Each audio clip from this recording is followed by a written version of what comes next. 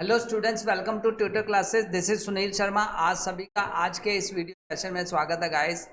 जैसा कि मैंने पहले भी लास्ट वीडियो में बताया था कि हमने ट्यूटर क्लासेस पर यहाँ पे फुल सिलेबस मास्टर सीरीज शुरू की हुई है। इसमें हम कवर कर रहे हैं क्लास 11th और क्लास 12th का full syllabus with in next 3 months में कंप्लीट करने के लिए ये सीरीज चल रही है। तो कहने का मतलब 3 मंथ्स में पूरा सिलेबस आपका कवर किया जाएगा। तो step by step, video by video, एक एक लेक्चर में एक टॉपिक को हम कवर कर रहे हैं। तो आप इस चैनल से जुड़ जाइए और अपनी प्रेपरेशन को नेक्स्ट लेवल पर लेके जाइए, क्योंकि बोर्ड के एग्जाम है क्लास 12th के, और उसके लिए आपकी प्रेपरेशन बहुत बढ़िया ढंग से होनी चाहिए। इसी बात को ध्यान में रखते हुए ये लेके लिए आया हूँ मैं आपके लिए full syllabus master series. Guys, ये फुल सिलेबस मास्टर सीरीज में आज हम फर्स्ट वीडियो जो करने जा रहे हैं वो है फर्स्ट चैप्टर के साथ पार्टनरशिप बेसिक्स के साथ।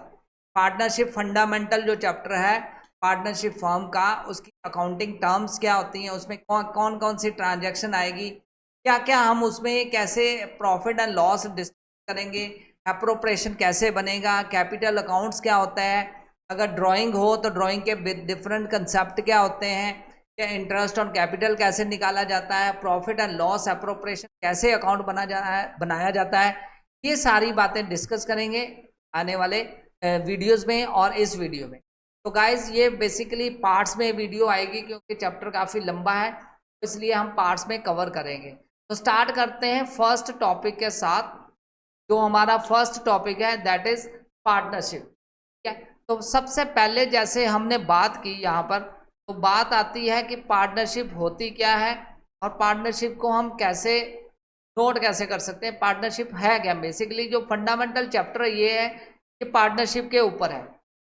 तो सबसे पहले बात जो आती है गाइस, वो आती है पार्टनरशिप फर्म। तो बात करते हैं पार्टनरशिप फर्म के साथ। पार्टनरशिप फर्म क्या होती है? पार्टनरशिप का मतलब क्या है? Basically agreement between two persons. ये दो पर्सन्स के बीच में एक एग्रीमेंट है, किसके लिए? ताकि वो प्रॉफिटेबल बिजनेस कर सकें। तो मतलब टू पर्सन्स इन्वॉल्व होते हैं किसी बिजनेस को रन करने में।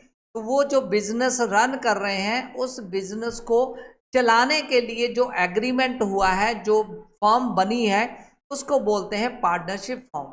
तो मतलब कहने का मतलब पार्टनरशिप फर्म में मिनिमम नंबर ऑफ पर्सन जो होते हैं वो 2 पर्सन होते हैं और मैक्सिमम जो लिमिट होती है वो 50% की हो सकती है। तो गाइस, ये 50% जो होते हैं ये आपस में मिलकर इस पार्टनरशिप जो बिजनेस है उसको चलाएंगे। उस बिजनेस को चलाने के लिए एक बन जाती है फर्म। क्योंकि कोई भी ट्रांजैक्शन है वो किसी एक पर्टिकुलर फर्म के नेम के अंडर ट्रांजैक्शन की जाएगी। अगर सेल कर रहे हैं, परचेज कर रहे हैं, तो वो भी एक फर्म के नेम के अंडर सारी ट्रांजैक्शन होगी। इसलिए ये जो पार्टनर होते हैं ये आपस में मिलकर एक फर्म क्रिएट कर लेते हैं, उस फर्म को चलाते हैं ये पार्टनर, और नाम चलता है फर्म का। तो हम कह सकते हैं कि ये एसेंशियल रिक्वायरमेंट है पार्टनरशिप बिजनेस की, वो कम से कम 2 पर्सन हो। बिना 2 पर्सन के पार्टनरशिप फर्म नहीं चलेगी। तो गाइस, यहाँ पर एक और चीज बात आती है, क्या पार्टनरशिप फर्म में जो पार्टनर्स होते हैं और पार्टनरशिप जो फर्म है क्या वो सेम है? फर्म और पार्टनर्स में रिलेशन क्या है? बेसिकली जो पार्टनर्स होते हैं वो फर्म को चलाते हैं, पार्टनरशिप फर्म को। अगर लीगल पॉइंट ऑफ व्यू से बात करें तो जो पार्टनर्स हैं वही फर्म को चला रहे हैं और वही इन्वॉल्व होंगे, जितनी भी लायबिलिटी होगी फर्म की उसके लिए पेएबल भी। लेकिन अगर ट्रांजैक्शन के पॉइंट ऑफ व्यू से बात करें तो ट्रांजैक्शंस पार्टनर सेपरेट कंसीडर किए जाते हैं और फर्म सेपरेट कंसीडर की जाती है। अब यहाँ से नेक्स्ट जो माइंड में क्वेश्चन आता है, इसके फीचर्स क्या है? एसेंशियल फीचर्स जो हैं हम कर लेते हैं। Essential feature, yes, essential features of partnership. पहला फीचर तो मैंने बता दिया कि यहाँ पर 2 पर्सन की रिक्वायरमेंट है। मिनिमम 2 पर्सन के बिना पार्टनरशिप फर्म नहीं चलेगी। पार्टनरशिप फर्म चलाने के लिए कम से कम 2 पर्सन होने चाहिए और मैक्सिमम नंबर ऑफ पर्सन जो है वो 50 हो सकते हैं। मैक्सिमम लिमिट जो है 50%। नेक्स्ट बात करते हैं, दूसरा एसेंशियल फीचर है वो है एग्रीमेंट। बिना एग्रीमेंट के पार्टनरशिप फॉर्म नहीं बनेगी और वो फॉर्म नहीं चल सकती। ये एग्रीमेंट क्या होता है? एग्रीमेंट को बेसिकली डीड भी बोलते हैं। पार्टनर्स के बीच में जो एक रिटर्न हो सकता है, ऑरल हो सकता है, दोनों बातें यहाँ पे आ गई। ये जो एग्रीमेंट है ये ऑरल भी हो सकता है और रिटर्न भी हो सकता है, लेकिन रिटर्न बेस्ट होता है, क्योंकि कल को दोनों के बीच में डिस्प्यूट हो जाए, दो पर्सन हैं, पार्टनर बने हैं, पार्टनरशिप फर्म चला रहे हैं, तो उनके बीच में डिस्काउंट अगर डिस्प्यूट अराइज हो गई, फिर क्या होगा? वहां पे अगर लीगल एलिगेशन में लीगल कोई क्लेम लेना है लीगली, तो वहां पे रिटर्न जो एक प्रूफ के तौर पर भी हेल्प करता है। तो इसलिए रिटर्न एग्रीमेंट बेस्ट वे है पार्टनरशिप फॉर्म को चलाने के लिए दो पर्सन के बीच में। ऑरल भी हो सकता है, ऐसी कंपल्सन नहीं है कि रिटर्न ही होना चाहिए। तो ये दूसरा जो एसेंशियल फीचर है कि वो है एग्रीमेंट होना चाहिए। एग्रीमेंट क्या होता है? एक डॉक्यूमेंट होता है, ये मैं अभी बताऊंगा आपको इसमें क्या क्या आता है। तो गाइस, एग्रीमेंट में बेसिकली पार्टनर्स क्या बिजनेस चला रहे हैं, इसमें क्या क्या इन्वॉल्व होता होगा, वो हम इसमें डिस्कस कर रहे हैं। ठीक है, तो सबसे पहले मैं बात कर रहा हूँ, यहाँ पे एग्रीमेंट की बात आई है, तो एग्रीमेंट एक रिटर्न फॉर्म में जो डॉक्यूमेंट है, दोनों के बीच साइन हुआ है, दो या दो से ज्यादा पार्टनर है उनके बीच में जो साइन हुआ है डॉक्यूमेंट, उसको बोलते हैं एग्रीमेंट ऑफ द पार्टनरशिप। तो थर्ड फीचर को आगे स्टडी करने से पहले हम बात करते हैं एग्रीमेंट। एग्रीमेंट में क्या क्या चीजें आ सकती हैं वो हम यहाँ पे डिस्कस कर लेते हैं। सबसे पहले देखो जी, एग्रीमेंट। एग्रीमेंट में क्या होगा? नेम ऑफ द फर्म आएगा, इस फर्म के नेम के अंदर कौन काम करेंगे, उनके नेम ऑफ द पार्टनर आएगा कि कौन कौन सा पार्टनर है, पार्टनर ए है, पार्टनर बी है, का एड्रेस, अता पता, कहाँ पे रह रहे हैं, क्या उनका एड्रेस है, क्या उनका ईमेल आईडी है, क्या उनका फोन नंबर है, ये सारी डिटेल उसमें आ सकती है एग्रीमेंट। नेम, तो सबसे पहले बात आ गई, name and address of the firm आ गया, name, details and the address of the partners आ गया इसके अंदर एग्रीमेंट में। और फिर हेड ऑफिस कौन सा होगा, कहाँ से वो बिजनेस चलाएंगे, का नेचर ऑफ बिजनेस क्या होगा, date of commencement of the business क्या होगा, मतलब कब बिजनेस शुरू हुआ है, वो बिजनेस का कैटेगरी कौन सी है, बिजनेस किस चीज का, बेसिक जो है वो लीगल बिजनेस होना चाहिए। लीगल मीन्स कोई इलीगल काम के लिए पार्टनरशिप नहीं होती है। ठीक है, और डेट, कौन सी डेट को बिजनेस स्टार्ट हुआ है, ये बेसिकली इसके अंदर आता है पार्टनरशिप डेट के अंदर। इसके अलावा जो क्या आता है, जो मेन इंपॉर्टेंट है हमारे क्वेश्चन के पॉइंट ऑफ व्यू से, वो आता है कौन पार्टनर कितना प्रॉफिट अर्न करेगा। सबसे पहले तो कैपिटल इन्वेस्टमेंट कितनी, सबसे पहले इसने कितनी कैपिटल इन्वेस्ट की है, और फिर उनकी प्रॉफिट शेयरिंग रेशो, प्रॉफिट जो शेयर कर रहे हैं आपस में, प्रॉफिट शेयर रेशो क्या होगी, ये बेसिकली स्टार्टिंग में ही पार्टनरशिप डीड में लिख दिया जाता है। इसके अकॉर्डिंगली फर्म एक्ट करती है कि कौन से टाइम पे कितना प्रॉफिट किसको मिलेगा। मान लो पर्सन ए और बी में पार्टनरशिप फर्म बनी है, ए ने चाहे जितनी भी इन्वेस्टमेंट की हो, जो एग्रीमेंट में प्रॉफिट है, मान लो ए का और बी का जो प्रॉफिट का रेशो 2:1, तो जितना भी प्रॉफिट अराइज होगा वो ऑलवेज 2:1 रेशो में ही डिस्ट्रीब्यूट होगा ए और बी के बीच में। कहने का मतलब ए को जो पार्ट मिलेगा वो 2/3 पार्ट मिलेगा, और बी को जो पार्ट मिलेगा 1/3 पार्ट ऑफ द प्रॉफिट मिलेगा। कहने का मतलब यहाँ पर ये एक चीज आ गई, प्रॉफिट कितना मिलेगा ये रेशो पहले ही डिफाइन कर दी जाती है पार्टनरशिप फर्म की जो डीड बनती है। इसके अलावा इंटरेस्ट ऑन कैपिटल कितना मिलेगा ये भी बताया जाता है। इंटरेस्ट ऑन कैपिटल क्या होता है ये हम पहले समझ लेते हैं। देखो, जो पार्टनर्स ने फर्म के कैपिटल दी, फर्म बनाई, उस फर्म में अपना पैसा लगाया, और बदले में फर्म उनको क्या देती है, उस पर इंटरेस्ट देती है एनुअली कैपिटल, इसको बोलते हैं इंटरेस्ट ऑन कैपिटल। नेक्स्ट, ये सारा कुछ मेंशन किया जाता है कि कितना इंटरेस्ट एनुअली मिलेगा, 10%, 5%, 10%, कितना भी मिलेगा वो सारा डीड में मेंशन हो। नेक्स्ट आता है interest on drawing. Interest on drawing means IOD. IOD short form में मैंने लिखा है। इंटरेस्ट ऑन ड्राइंग क्या होता है? अब जैसे फर्म को पैसा दिया और पार्टनर ने बदले में इंटरेस्ट ऑन कैपिटल लिया, फर्म से पर्सनल यूज के लिए जब पार्टनर पैसा विड्रॉ करते हैं उसको हम ड्राइंग बोलते हैं। तो जब फर्म से पैसा विड्रॉ किया, जब फर्म उनको इंटरेस्ट दे सकती है कैपिटल पर, तो फर्म बदले में कैपिटल यूज करने के लिए, अब पर्सनल यूज के लिए जो उन्होंने पैसा यूज किया किसी भी पार्टनर ने, उसके बदले में इंटरेस्ट लेगी ड्रॉइंग के रूप में। तो इसको बोलते हैं इंटरेस्ट ऑन। सिंपल लैंग्वेज में हम कह सकते हैं, जब पार्टनर फर्म का जो पैसा होता है उसको पर्सनल यूज के लिए यूज करता है, तो बदले में उसको इंटरेस्ट देना पड़ता है, उसको बोलते हैं इंटरेस्ट ऑन ड्रॉइंग। के अलावा कोई पार्टनर मान लो एक्स्ट्रा ऑर्डिनरी काम कर रहा है तो सैलरी वगैरह मिलती है, जैसे मान लो कोई अकाउंटेंट है, ठीक है, तो फर्म अगर काम कर रही है तो उसको अकाउंट मेंटेन करने हैं, अकाउंट मेंटेन करने के लिए उसको अकाउंटेंट हायर करना पड़ेगा। ये सर्विसेज अगर मान लो कोई पार्टनर है जिसको अकाउंट्स की नॉलेज है, वो ये सर्विसेज दे रहा है, बदले में वो फर्म से क्या ले लेता है, सैलरी ले।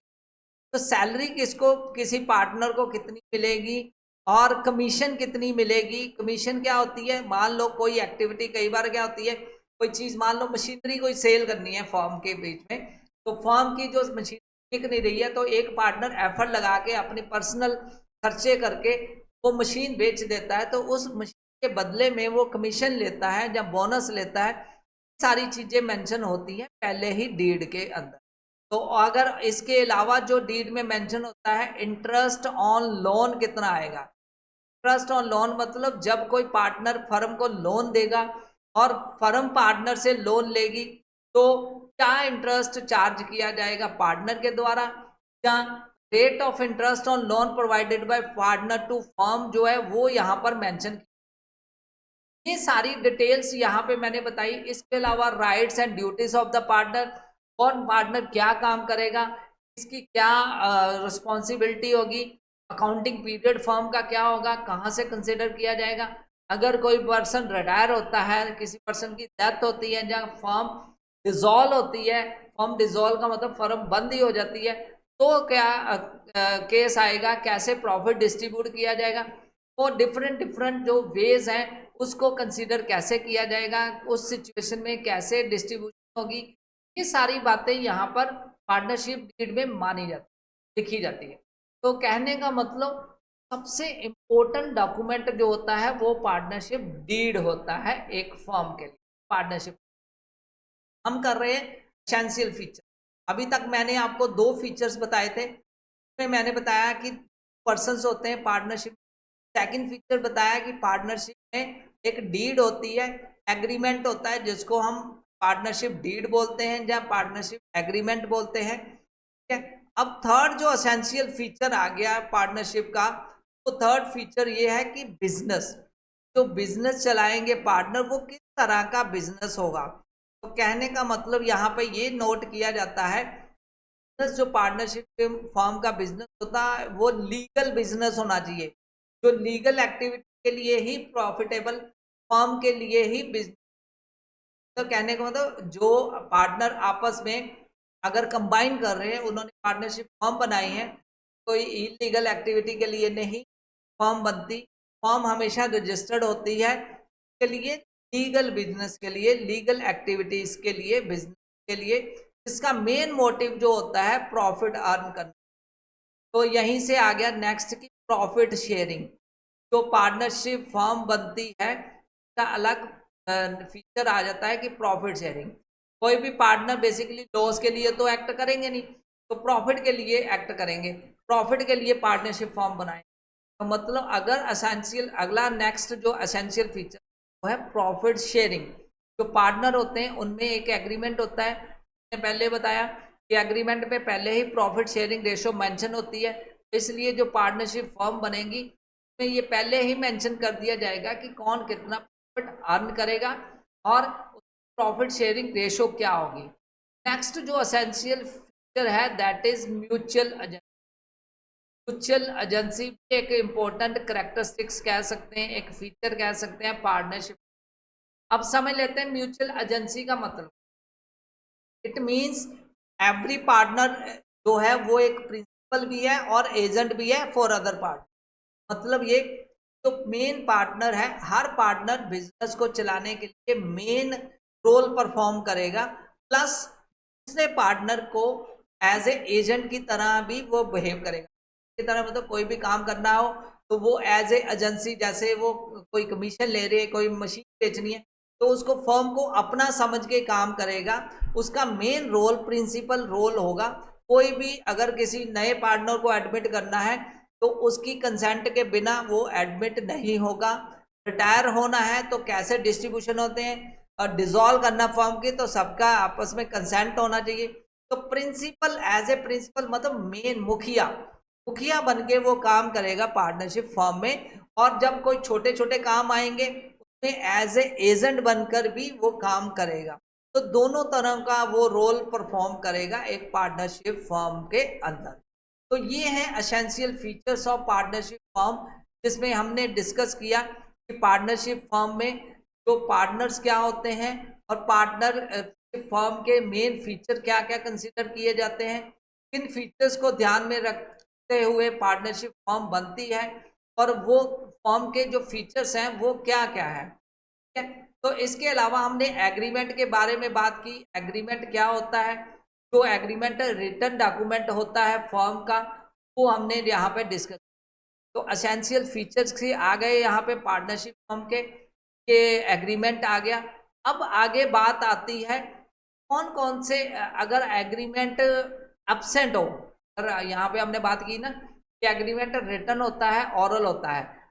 इन case of absent, in case of absence of agreement, अगर एब्सेंस ऑफ एग्रीमेंट हो, जो रिटन एग्रीमेंट हो ही ना, तो क्या होगा। ठीक है, तो बेसिकली 4 पॉइंट्स हैं, उसको आपने माइंड में ध्यान में रखना है। चारों पॉइंट्स के ऊपर क्वेश्चंस आगे आपको आएंगे पूरे चैप्टर। उन 4-5 पॉइंट को पहले डिस्कस। सबसे पहले है प्रॉफिट कैसे डिस्कस, प्रॉफिट शेयरिंग रेशो क्या होगी इन केस ऑफ एग्रीमेंट एब्सेंट हो। तो देखिए, इन case of absence of agreement, जो प्रॉफिट शेयरिंग रेशो जो होगी पार्टनर में इक्वली होगी, या मतलब पहले तो मेंशन किया जाता है एग्रीमेंट, ए पर्सन और बी पर्सन मान लो पार्टनरशिप फर्म बना रहे हैं, ए कितना प्रॉफिट लेगा, बी कितना प्रॉफिट लेगा। अगर डीड एब्सेंट है तो यहाँ पे फिर प्रॉफिट जो है वो मेंशन नहीं किया होता, तो फिर वहां पे उन केस में ना अराइज हो, तो पार्टनर्स जो आपस में इक्वल वो आपस में डिस्ट्रीब्यूट करते हैं, प्रॉफिट निकल जाएगा डिस्ट्रीब्यूट। नेक्स्ट बात आती है इंटरेस्ट ऑन कैपिटल कितना मिलेगा। तो interest on capital in case of partnership deed absent हो तो कोई भी इंटरेस्ट ऑन कैपिटल नहीं मिलता, आईओसी हो गया। Interest on drawing, interest on capital जब जीरो है तो इंटरेस्ट ऑन ड्राइंग भी पार्टनर नहीं पे करते जब डीड एब्सेंट हो। मतलब अगर कोई एग्रीमेंट हुआ तो पार्टनरशिप स्टार्ट हो गई, कोई भी इंटरेस्ट ऑन ड्राइंग नहीं मिलेगा। अब बात आती है इंटरेस्ट ऑन लोन कितना मिलेगा। कोई पार्टनर फर्म को लोन देता है, जब फर्म से लोन लेता है तो इंटरेस्ट ऑन लोन जो है वो basically percent per annum fix हो जाएगा। यहाँ पे परसेंट पर एनम के हिसाब से लोन जो यहाँ पर इंटरेस्ट दिया जाएगा। नेक्स्ट जो फिफ्थ एसेंशियल फीचर है कि अगर डीड एब्सेंट हो तो सैलरी और कमीशन क्या मिलेगी पार्टनर को।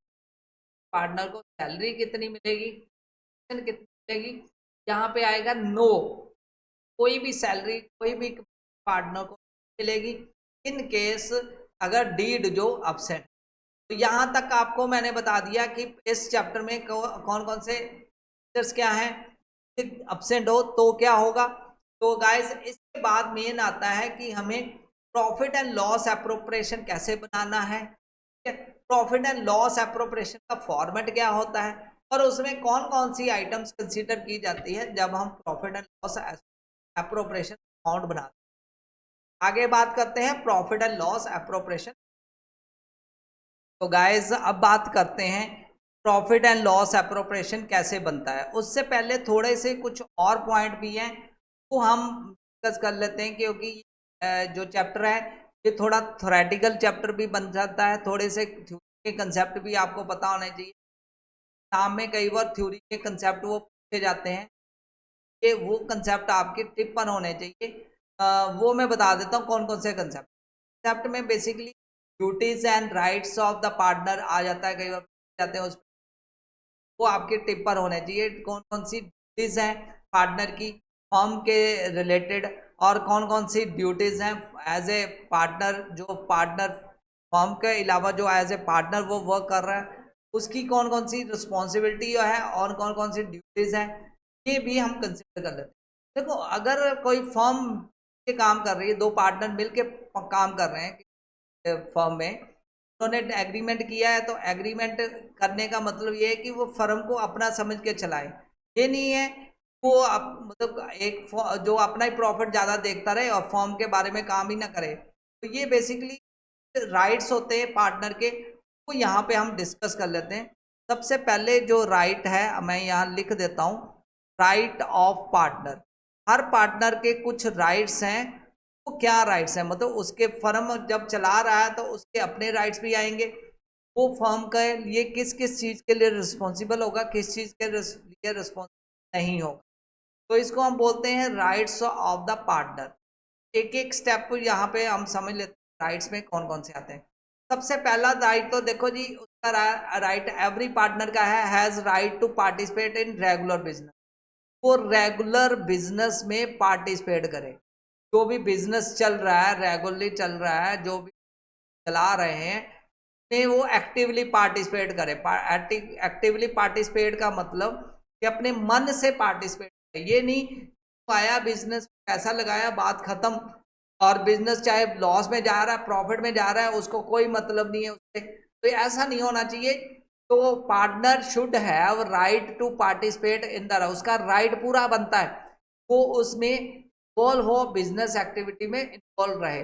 सेकंड राइट उसका क्या है, सेकंड राइट है कि वो प्रॉफिट जो है, जो पार्टनरशिप फर्म का प्रॉफिट आता है उसको शेयर करे, किया जाएगा पार्टनरशिप फर्म का।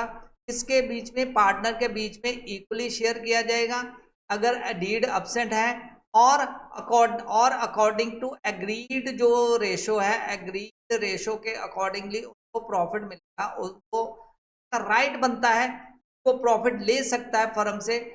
इस एग्रीमेंट में इतना लिखा, मुझे इतना ही मिलना चाहिए। सेकंड ये पॉइंट आ सकता है। थर्ड पॉइंट ये आ सकता है, तो राइट उसका राइट है डिसीजन मेकिंग पावर में। जब भी पार्टनरशिप फर्म के लिए कोई डिसीजन है, डिसीजन लेना है, डिसीजन किस तरह का, मान लो किसी पार्टनर को एडमिट करना है, में उसकी कंसेंट जरूरी है। उसकी कंसेंट के बिना कोई भी पार्टनरशिप फर्म में कोई भी दूसरा पार्टनर किसी नए बंदे को एडमिट नहीं कर सकता। तो decision regarding the business of the firm, ये एक पार्टनर का राइट है। फोर्थ जो पॉइंट बनता है कि in order to ensure the accuracy and transparency, partner should have the right to inspect the accounts. वो कभी भी अकाउंट्स को चेक कर सकता है, का राइट है, फुली राइट। ये ना हो कि मान लो अकाउंट किसी और पार्टनर को दिए, वो घपला कर जाए, कुछ स्कैम कर जाए। वो स्कैम को रोकने के लिए वो अकाउंट को असेस कर सकता है, किसी भी टाइम पर उसको देख सकता है, चेक कर सकता है उस अकाउंट्स में कैसे कैसे क्या क्या ट्रांजैक्शन चल रही है, ठीक है। और उसका ये भी राइट है, पार्टनर की एडमिशन को रोक भी सकता है, डिनाई भी कर सकता है। तो ये भी हम राइट में कंसिडर कर सकते हैं। He has also right to retire from the firm. वो कभी भी पार्टनरशिप फर्म में रिटायर हो सकता है, कभी भी वॉलंटरी रिटायरमेंट ले सकता है, राइट टू रिटायर। तो ये उसके कुछ राइट्स हैं फर्म के प्रति, वो फर्म से राइट्स ले। अब फर्म के राइट्स तो बता दिए, साथ में उसकी अपनी ड्यूटीज़ क्या है। अपनी ड्यूटीज़ जो है, फर्स्ट ड्यूटी तो यही है वो एक्टिवली पार्टिसिपेट करे बिजनेस एक्टिविटी में। तो हर एक्टिविटी के लिए वो रिस्पॉन्सिबल है। अगर कोई फर्म में लॉस होता है तो लॉस के लिए भी वो रिस्पॉन्सिबल है। तो मतलब ड्यूटीज में है, एक तो पार्टिसिपेशन का है कि वो हर बिजनेस को पार्टिसिपेट करे, और not to go for the competition, not to go for competition. तो ये ना है कि किसी कंपटीटर के साथ हाथ मिला रहे, साथ में बिजनेस को डुबो दे। थर्ड जो राइट है उसका, वो राइट है ड्यूटी है। राइट तो मैंने बता दिया। ड्यूटी जो थर्ड है, वो उसकी एक्टिविटीज में एक्टिवली पार्टिसिपेट करे, और उसकी ड्यूटी है कि वो रिस्पॉन्सिबल है हर लॉस के लिए, ठीक है जी। तो अगर प्रॉफिट लेना जानता है तो वो रिस्पॉन्सिबल होना चाहिए लॉस के लिए भी। फर्म का जो अगर लॉस के लिए भी वो रिस्पॉन्सिबल। तो ये उसके राइट्स एंड ऑब्लिगेशंस के साथ उसकी ड्यूटीज है फर्म के प्रति, तो वो अपने ध्यान रखेगा ताकि ये जो पार्टनरशिप फर्म है ये प्रॉफिटेबल हो सके और प्रॉफिटेबल बन के फर्म चले, तभी तो वो आपस में प्रॉफिट को डिस्ट्रीब्यूट करेंगे, तभी तो वो फर्म का जो प्रॉफिट हो रहा है उसको आपस में शेयर करें। तो गाइस अब हम बात करते हैं प्रॉफिट एंड लॉस एप्रोप्रिएशन क्या होता है। देखो जब फर्म चली तो फर्म ने एक अकाउंट बनाया प्रॉफिट को डिस्ट्रीब्यूट करने का, तो बोलते हैं profit and loss appropriation account. ठीक है, तो ये profit and loss appropriation account होता क्या है, जैसे नॉर्मल अकाउंट्स होते हैं वैसे ही फर्म का ये अकाउंट है। एक साइड डेबिट आता है, एक साइड क्रेडिट आता है। हम सबको पता है जो अकाउंट्स होते हैं, जो टी शेप अकाउंट्स होते हैं उनको हम लेजर अकाउंट्स बोलते हैं। तो ये टी शेप मैंने अकाउंट बना दिया। क्लास 11 में आपने बहुत पढ़ा है टी शेप अकाउंटिंग कैसे करनी है, लेजर अकाउंट कैसे बनना है। तो profit and loss appropriation account basically ये अकाउंट है क्या? ये अकाउंट है नेट प्रॉफिट बनता है जो आफ्टर, सबसे पहले हमने क्लास 11 में पढ़ा था ट्रेडिंग अकाउंट बनता है, ट्रेडिंग अकाउंट से ग्रॉस प्रॉफिट आता है, उससे फिर प्रॉफिट एंड लॉस अकाउंट आएगा। प्रॉफिट एंड लॉस अकाउंट के बाद जो बनेगा वो बनेगा profit and loss appropriation account. सबसे पहले profit and loss appropriation account में जाने से हम समझ लेते हैं प्रॉफिट एंड लॉस अकाउंट क्या। तो ये profit and loss account firm का डिटेल्ड अकाउंट है। ये बिजनेस के एक्सपेंसेस डिटेल होती है, इसमें कहाँ कहाँ क्या क्या खर्च किया है और कहाँ कहाँ एक्सपेंसेस करने के बाद कितना पैसा बचा है, वो नेट प्रॉफिट यहीं से अराइज होता है प्रॉफिट एंड लॉस अकाउंट में। अगर बात करें तो यहाँ पे स्टार्टिंग जो हम क्रेडिट साइड पे लिखते हैं ग्रॉस प्रॉफिट, यदि इसका फॉर्मेट मैं बता देता हूँ, ग्रॉस प्रॉफिट आता है और यहाँ पे फिर अमाउंट वगैरह आती है। ठीक है, तो डेबिट साइड पर बात करें तो यहाँ पे यहाँ पर ऑल एक्सपेंसेस आ जाएंगे, जितने भी एक्सपेंसेस फर्म के होते हैं वो सारे मेंशन किए जाते हैं डेबिट साइड पे। ठीक है जी, तो ऑल एक्सपेंसेस और ग्रॉस प्रॉफिट का जो डिफरेंस होता है वो आता है हमारा नेट प्रॉफिट। इसमें नेट लॉस भी हो सकता है, नेट प्रॉफिट भी हो सकता है। नेट प्रॉफिट यहाँ पर मेंशन किया जाता है कितना नेट प्रॉफिट है। तो ये जो नेट प्रॉफिट है ये आगे फिर यूज होता है, कहाँ पर यूज होता है, ये नेट प्रॉफिट यूज होता है प्रॉफिट एंड लॉस एप्रोप्रिएशन। ये net profit basically profit and loss अभी मैंने बताया कि बेसिकली बिजनेस के जितने भी खर्चे हैं अदर थर्ड पार्टी के साथ, तो मान लो ए और बी जो बिजनेस चला रहे हैं, ए और बी पार्टनर जो बिजनेस चला रहे हैं, ये कुछ खर्चे होंगे, कुछ उन्होंने बिल्डिंग का रेंट पे करना होगा, कुछ उन्होंने लोन वगैरह लिया बाहर से, बैंक से लोन लिया उसको पे करना है। जितने भी खर्चे, जब खर्चे डिडक्ट करने के बाद जो प्रॉफिट बचता है वो बनता है नेट प्रॉफिट। तो एक तरह का हम कह सकते हैं कि प्रॉफिट एंड लॉस अकाउंट जो है उसकी एक्सटेंशन जो है प्रॉफिट एंड लॉस एप्रोप्रिएशन है, क्योंकि यहाँ पर जो नेट प्रॉफिट हमने प्रॉफिट एंड लॉस अकाउंट से निकाला, नेट प्रॉफिट को आगे फिर डिस्ट्रीब्यूट किया जाएगा पार्टनर में। तो ये प्रॉफिट एंड लॉस एप्रोप्रिएशन का फॉर्मेट क्या होता है, डेबिट साइड और credit side. Debit side, credit side में सबसे पहले नेट प्रॉफिट आता है, जो हमने प्रॉफिट एंड लॉस से प्रॉफिट निकाला है उस प्रॉफिट को डिस्ट्रीब्यूट करना है।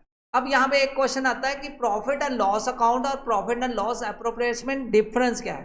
तो सबसे बड़ी बिग डिफरेंस यही है कि प्रॉफिट एंड लॉस जो अकाउंट होता है वो बिजनेस के एक्सपेंसेस डिटेल होती है, बिजनेस खर्चे मेंशन किए जाते हैं, वहां से फिर प्रॉफिट निकलता है। तो प्रॉफिट एंड लॉस एप्रोप्रिएशन क्या होता है, जो वो टेंशन है प्रॉफिट एंड लॉस की, तो जो खर्चे वहां निकल के जो नेट प्रॉफिट बचा तो अब पार्टनर में बांटना है। वो पार्टनर में कैसे बांटा जाता है उसकी डिटेल होती है प्रॉफिट एंड लॉस एप्रोप्रिएशन। अब यहाँ पर भी कुछ एक्सपेंसेस आते हैं, वो कौन से एक्सपेंसेस होते हैं जो पार्टनर के साथ, देखो जी प्रॉफिट एंड लॉस एप्रोप्रिएशन बनाने का मेन एम यही है, पार्टनर मान लो दो पार्टनर है ए एंड बी ने कुछ अपने जेब से खर्चे किए फर्म के लिए वो, और कुछ उन्होंने अपना पैसा दिया है फर्म को एज ए कैपिटल, उस पर वो पैसा वापस लेंगे इंटरेस्ट के रूप में। और वो अगर फर्म का पैसा यूज करते तो फर्म भी बदले में इंटरेस्ट ऑन ड्राइंग लेगी। इन सब का हिसाब किताब, मतलब पार्टनर के साथ जो हिसाब किताब है, कितना लेन देन है, उसका लेन देन की जो डिटेल है वो होती है प्रॉफिट एंड लॉस एप्रोप्रिएशन। तो दो चीजें निकल के आई। प्रॉफिट एंड लॉस जो अकाउंट जो होता है वो लेन देन होता है बिजनेस का अदर वर्ड के साथ, और प्रॉफिट एंड लॉस एप्रोप्रिएशन होता है वो लेन देन होता है किसका लेन देन, पार्टनर और फर्म का, जो पार्टनर फर्म को चला रहे हैं उनका, और वो उनकी पार्टनरशिप फर्म उनका। ठीक है, तो इसलिए हम कह सकते हैं कि profit and loss appropriation firm partnership firm का डिस्ट्रीब्यूशन ऑफ प्रॉफिट की डिटेल कहा जाता है। तो अब इसमें क्या क्या आएगा, देखो जी, अब जैसे मान लो ए और बी दो पार्टनर हैं, इन दोनों ने मिलके बना ली फर्म, इन दोनों की चल रही है फर्म, इस फर्म को चला रहा है मिस्टर ए और मिस्टर बी। अब मिस्टर ए ने अपना पैसा जो इन्वेस्ट किया फर्म ए प्लस बी में, तो बदले में इसने पैसा जो इन्वेस्ट किया वो उसकी कैपिटल, अब बदले में फर्म उसको देगी इंटरेस्ट ऑन कैपिटल। तो ये फर्म के लिए तो खर्चा हो गया, उसकी पॉकेट में तो चला गया, जो प्रॉफिट उसने नेट प्रॉफिट था उसमें फर्म कहाँ से पैसा देगी, फर्म बेसिकली नेट प्रॉफिट जो बचेगा प्रॉफिट एंड लॉस अकाउंट से उसमें से पैसा देगी।